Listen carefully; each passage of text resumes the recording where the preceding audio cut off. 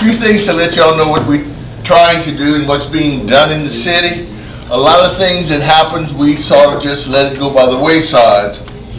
In reference to grants, wastewater has received a $30,000 grant for updates in the sewage plant. Fire department has received a $25,000 grant from communications from TransCanada. That's for radios and pagers. We just applied for a $325,000 grant for 50 self-contained mobile apparatuses.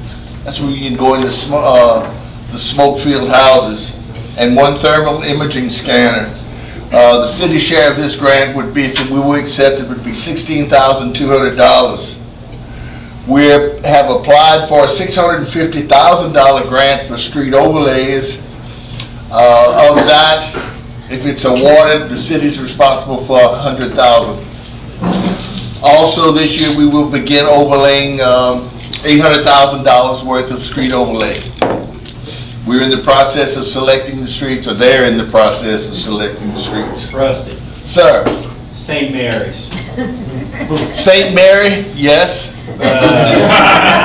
St. Mary's South. St. Mary's South. Between the Pata. That is a parish road. It is. I mean. Would you like Jimmy Edwards' phone number? It's just, it's overdue.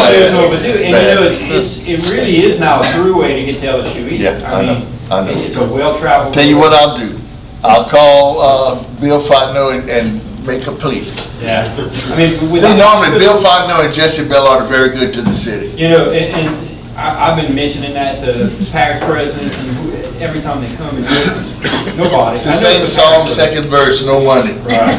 Well, and you know, it's literally at the edge of St. Landry Parish, so they don't care. Right.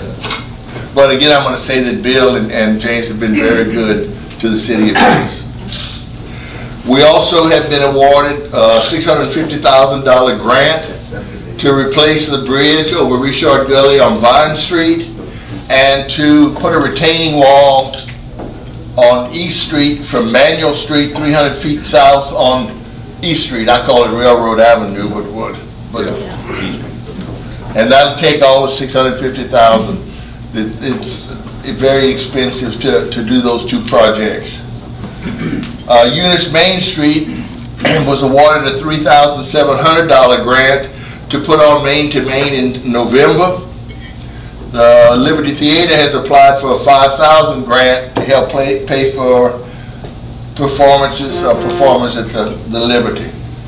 City Lake, they're still working on it. Originally it was said that we would be through in September, then it went to October, and I got a letter last week said November, and I got a verbal confirmation that it'll be the early part of 13 before it's complete. The city is buying Gilroy Daycare Center. It has been approved by the legislature, passed by the House and the Senate. It's been signed by the governor. Right now it's in the Lands and Sites Committee. We're just waiting for it to come down. We're buying that for $110,000. The building is, I think, 8,000 square feet, and it sits on 11.5 acres. We'll use that building for the DMV.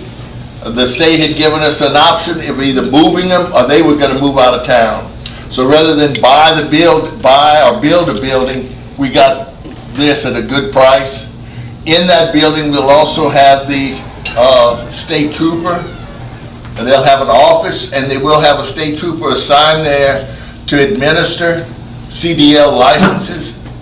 So that'll be a big help. They'll have to go to Crowley or Opelousas. It'll also house the VA office that comes once a week. And I've had various requests from various other organizations to move into the building.